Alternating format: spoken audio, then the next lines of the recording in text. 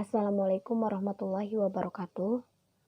Nah, hari ini kita akan melanjutkan materi kimia kita. Jadi hari ini kita akan belajar tentang tekanan uap larutan.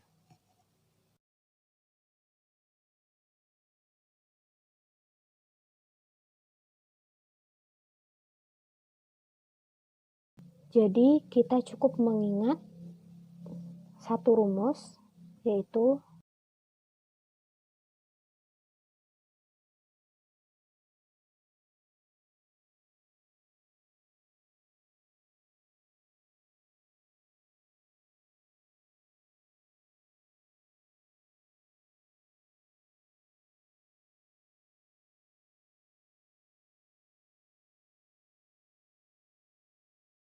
Nah, jadi PA di sini itu adalah tekanan uap zat A murni. A di sini itu cuma perumpamaan untuk suatu zat. Misalkan nih di soal zat urea, berarti PA di sini itu merupakan tekanan uap zat urea murni. Kemudian untuk XA, seperti pertemuan sebelumnya, kalau XA kan itu fraksi mol zat terlarut. Tapi ini cuman simbol. Fraksi mol yang digunakan pada tekanan uap larutan itu adalah fraksi mol zat pelarut. Nggak kelihatan. Fraksi mol zat pelarut. Jadi yang digunakan di tekanan uap larutan itu adalah fraksi mol zat pelarut. Ya, ini cuma simbol yang A ini. Kemudian P0A itu sama dengan tekanan uap komponen atau zat A tadi. A di sini kan cuma perumpamaan untuk suatu unsur. Jadi untuk materi hari ini kalian cuma mengingat rumus yang ini. Kemudian kita lanjutkan ke contoh soal. Nah, contoh soalnya yaitu tekanan uap air pada 100 derajat Celcius adalah 760 mmHg. mmHg ini adalah milimeter raksa. Berapakah tekanan uap larutan glukosa 18% pada suhu 100 derajat Celcius? Nah, jadi di sini langkah yang pertama untuk menjawab kita harus tahu yang diketahuinya.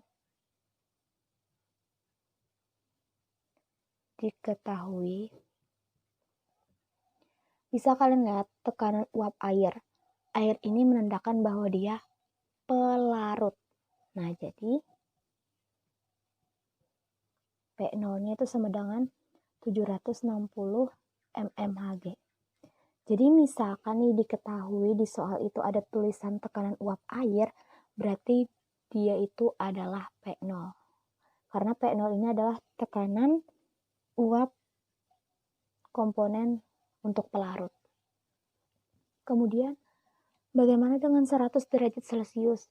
Ini bukannya tidak penting ya, tapi diabaikan. Jadi misalkan ada di soal tekanan uap air pada berapa derajat Celcius, entah itu 100 derajat Celcius, 5 derajat Celcius, berapapun itu bukannya tidak penting, tapi itu diabaikan untuk menjawab soalnya.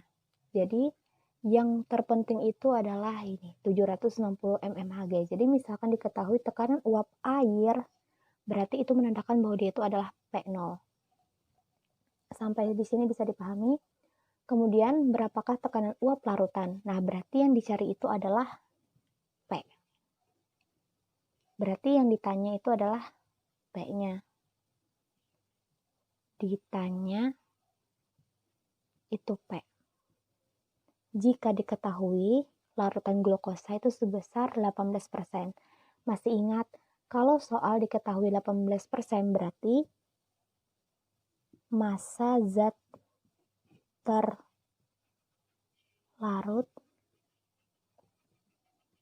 itu 18 gram. Massa zat pelarut sama dengan 100 dikurang 18 berarti sama dengan berapa? 82 gram. Sampai di sini bisa dimengerti. Jadi Jika diketahui dalam bentuk persen, maka langsung saja massa zat terlarutnya itu adalah 18 gram, massa zat pelarutnya itu adalah 100. Dari mana 100? Bisa dilihat di pertemuan sebelum-sebelumnya. Penjelasannya kenapa ada 100 dikurang 18 ini dari massa zat terlarutnya itu sama dengan 82 gram. Kita lanjutkan. Nah, jadi sudah diketahui terlarutnya 18, pelarutnya 82, P0-nya 760, MR-nya itu MR glukosa itu sebesar 180 gram per mol. Dari mana? Harusnya dari soal, tapi Ibu lupa menuliskan MR dari glukosanya 180 gram per mol. Langsung saja kita jawab. Untuk mencari P itu sama dengan X pelarut dikali P0. Bagaimana kita mencari X pelarut atau proksimal pelarut? Dengan, iya benar sekali, dengan rumus sebelumnya. X pelarut atau XB itu sama dengan NB per NA ditambah NB. Berarti kita harus mencari NB dan NA-nya. Berarti untuk mencari NA dulu. NA sama dengan massa per MR. Masanya berapa? NA kan terlarut, berarti 18 per 180 gram per mol. Gram per mol. 18 dibagi 180 itu hasilnya 0,1 mol. Kita sudah dapat nih XA, bukan XA, NA-nya itu sama dengan 0,1 mol. Kita tulis di sini. NA sama dengan 0,1 mol. Kita cari XB-nya. XB-nya adalah 82 gram per 18 gram. Dari mana? 18 gram per mol. Sebelumnya Ibu sudah menghitungkan untuk pelarut itu selalu H2O.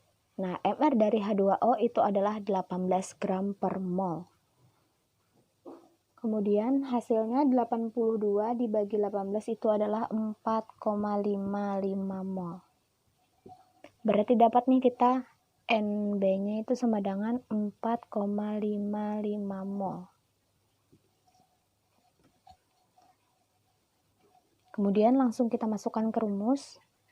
4,55 mol per 0,1 ditambah 4,55 mol. Nih, jadi Ibu jabarkan aja ya.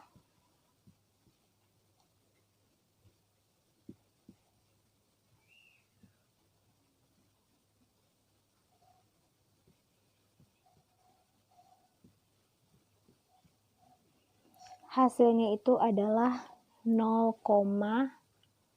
tidak muat ya, di sini aja. 0,98. Berarti X pelarutnya itu dapat 0,98. Langsung deh kita masukkan 0,98 dikali 760 mmHg itu sama dengan hasilnya adalah 743,66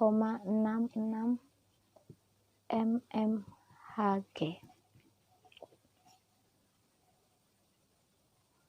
743 atau 743,66 mm raksa.